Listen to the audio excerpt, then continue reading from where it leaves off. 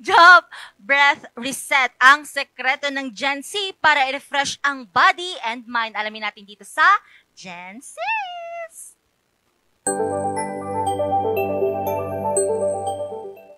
Tuwing umaga, nagigising ang track and field sa tunog ng mga tumatakbong sapatos. Sa gitna ng mabilis na takbo ng araw-araw, may paraan para huminto sandali, huminga, at muling makuha ang sariling ritmo. At nagsisimula ito sa jogging, hindi lang basta exercise o pagpapapayat. Ito ay isang reset button. Nagbibigay lakas, linaw ng isip, at sapat na energy sa pang-araw-araw. Ako si Aaron Wee, at tara, samahan niyo ako sa kwento ng bawat hakbang dito sa Gen Z's.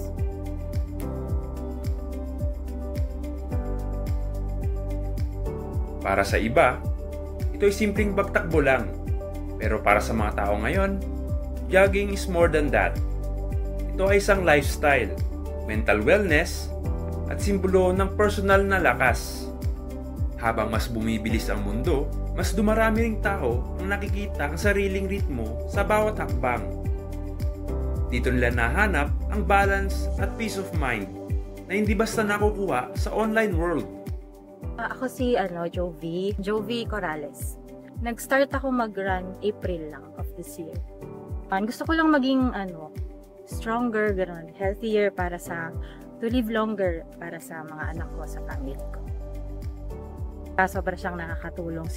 Kasi bago ako nung hindi pa ako nagra-run, meron kasi akong mga anxiety, ganyan, panic attacks.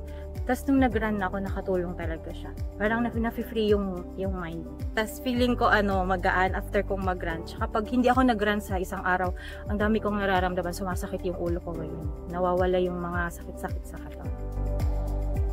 Noon, ang tingin sa jogging ay simpleng fitness routine lang. Pero ngayon, mas malalim na ang kahulugan nito. Ito ang oras para mag-isip, mag-reset, at bigyan ng space ang sarili mula sa gulo ng mundo.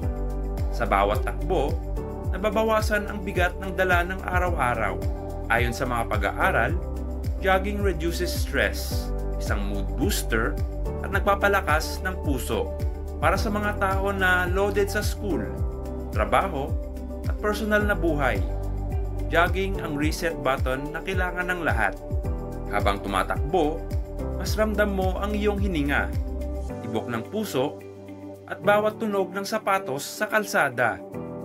Walang social media, walang pressure. Ikaw lang at ang iyong ritmo. Sa panahon ng gadgets at screen time, jogging ang nagiging paraan para makipag-connect muli. Hindi lang sa iba, kundi sa sarili rin. We really need to encourage the youth to have jogging and other physical activities para less yung screen time nila and makabuild din sila ng mga connections with others. Sa iba. Para magkaroon sila ng time para yung stress nila ilabas nila dito, tapos mawala yung mga nakaupo lang sa social media, dapat i-walk nila para ma-refresh, para magiging healthy din sila. Energetic ka, fit, tapos maganda rin kasi yung magpapapawis ka, diba?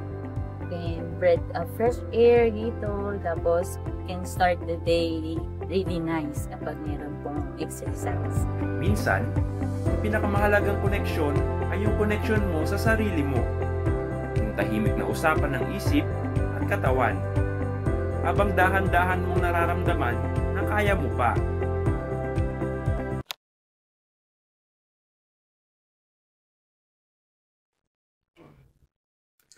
Ang pinakamahirap, ang magsimula.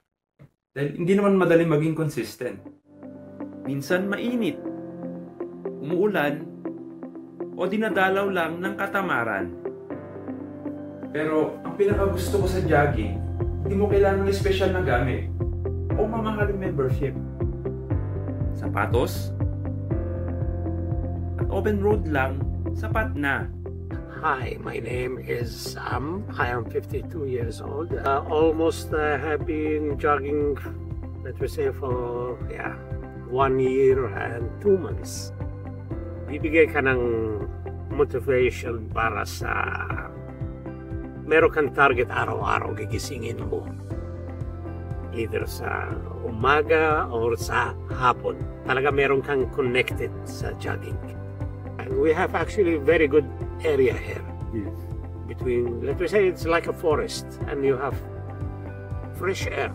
Why did not come here and spend 1 hour and a half a day? Just only 1 hour and a half a day. Ang sikreto ng marami? Start small, stay consistent, at laging alalahanin kung bakit ka nagsimula. Sa bawat takbo, natututo tayong magtiyaga at huminga ng malalim. Kasi sa jogging, gaya ng buhay, hindi laging tungkol sa bilis. Minsan, tungkol ito sa pagpapatuloy. Malit man ang hakbang, nagiging daan ito sa malaking pagbabago sa ating katawan at pag-iisip. Jogging ay hindi lang tungkol sa finish line. It's about the journey, discipline, at yung mga malilit na panalong nagbibigay kasiyahan sa atin araw-araw.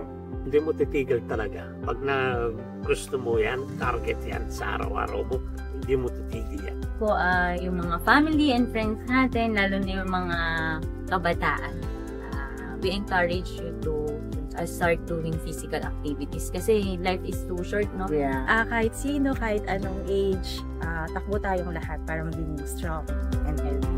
Kaya ihanda ang sapatos, makbang palabas, at bigyan ng oras ang sarili. Kasi sa jogging, gaya ng buhay, bawat hakbang pasulong ay palaging panalo. Jogging is life. Karamihan ngayon nag-i-Strava nga eh. Ang daming nagpo-post sa social media ngayon. Yung Strava nila, kung ilang kilometers sila natakbo, ilang minuto nila yung tinahak. Ilang steps ang nagawa nila. Yes. Pero you know what? Jogging is really fun. You know, when I used to do it, Yeah. I'm not doing it now.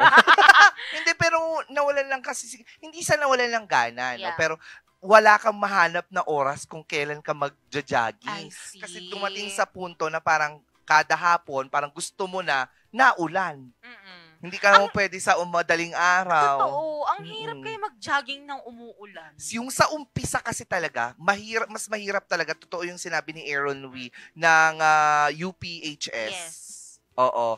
Na ang pinakamahirap pag-uumpisa. Kasi tinatamaan ka lang kung ano-anong mga rason. O, kesyo, napapagod ka.